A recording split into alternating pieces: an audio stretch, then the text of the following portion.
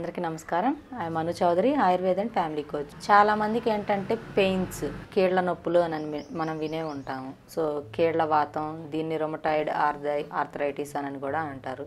So ఏంటంటే బాడీలో ఆమవాతం, దీన్ని ఆమవాతం అని కూడా అంటుంటారు. సో ఏంటంటే బాడీలో మనకి కీళ్ళు అనేవి ఎక్కువగా నొప్పులు రావడం, అండ్ ఆ కీళ్ళు నొప్పులు ఎక్కువగా అయినప్పుడు జ్వరం రావడం, కొంచెం ఫుడ్ అనేది డైజెస్ట్ అవ్వకపోవడం, కొంచెం ఫ్రీక్వెంట్గా వామిటింగ్ సెన్సేషన్ రావడం అలా ఉంటూ ఉంటుంది. సో ఈ కీళ్ళ వాతం తగ్గాలి అని అంటే ఫస్ట్ ఆఫ్ ఆల్ మనం చేయాల్సింది ఏంటి అంటే ఎక్కువగా మసాలా ఐటమ్స్ అండ్ పెరుగు, నాన్ వెజ్ ఇవన్నీ కూడా మనం తగ్గించుకొని తీసుకోవాలండి. తేలికపాటి ఆహారాన్ని మనం తీసుకున్నట్టయితే మనకి డైజెషన్ కరెక్ట్గా ఉంటుంది.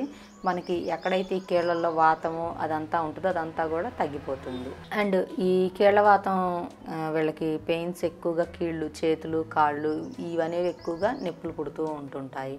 అండ్ ఈ కీళ్ళలో వాతం చేరినప్పుడు వీళ్ళకి ఏంటి అని అంటే ఎక్కువ దూరం నడవలేరు. అండ్ నిద్రపోతున్నా కూడా అసలు నిద్ర పట్టకుండా బాగా పెయిన్స్ అనిపిస్తూ ఉంటుంటాయి. వాకింగ్ కూడా ఎక్కువసేపు చేయలేరు. అండ్ స్లీప్ అనేది కరెక్ట్గా ఉండదు. ఫుడ్ కూడా వీళ్ళకి తినాలనిపిస్తుంది, బట్ కానీ ఏదన్నా కొంచెం తీసుకుంటే కూడా డైజెస్ట్ అనేది అవ్వదు. అండ్ కూరలు కూడా వీళ్ళు ఎక్కువగా ఏం చేస్తారంటే chicken, mutton, for example paneer masala curry and mushrooms అని ఇవన్నీ వండుతూ ఉంటారు. సో ఈ కర్రీస్లో ఏంటంటే వీళ్ళు గ్రేవీ కోసం అని చెప్పి ఎక్కువగా గ్రేవీ రావడానికి మసాలా ఐటమ్స్ అనేవి యాడ్ చేస్తూ ఉంటారు. సో ఇలాంటప్పుడు వీళ్ళు చేయాల్సింది ఏంటంటే గ్రేవీ ఇలాంటివి చేసుకోకుండా న్యాచురల్గా తక్కువ మసాలా ఉండేదాన్ని వేసేసుకొని వీళ్ళు కర్రీస్ ప్రిపేర్ చేసుకోవడం, అండ్ వీళ్ళు ఎక్కువగా పళ్ళ రసాలు తీసుకోవడం, అదేవిధంగా సాంబారు, రసం ఇలాంటివి ఆహారంలో కనుక రోజువారీ ఆహారంలో తీసుకున్నట్లయితే ఈ కీళ్లవాతం అనేది లేకుండా శరీరం తేలిగ్గా ఉంటుంది అండ్ డైజెషన్ కరెక్ట్గా ఉంటుంది.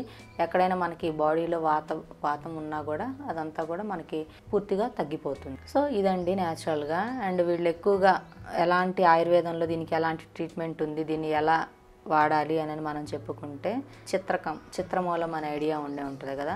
చిత్రమూలం, పిప్పళ్ళు, సొంటి, సైంధవ లవణం, అశ్వగంధ ఇవన్నీ కూడా ఒక్కొక్కటి 50 గ్రాములు సేకరించి దీన్ని పౌడర్లా చేసేసుకొని ఉదయం సాయంత్రం దీన్ని డికాషన్లో పెట్టుకొని తాగినట్లయితే ఈ రొమటాయిడ్ ఆర్థరైటిస్ అనే ఈ బాధ, కీళ్లవాతం, ఆమవాతం అంటాం కదా, సో ఈ బాధ నుంచి వీళ్ళకి ఉపశమనం అనేది లభిస్తూ ఉంటుంది. అండ్ ఇప్పుడు నేను చెప్పినవి కూడా one of the antibiotics and న్యాచురల్గా వాతాన్ని తగ్గించే ఆయుర్వేద మూలికలు ఇవన్నీ కూడా.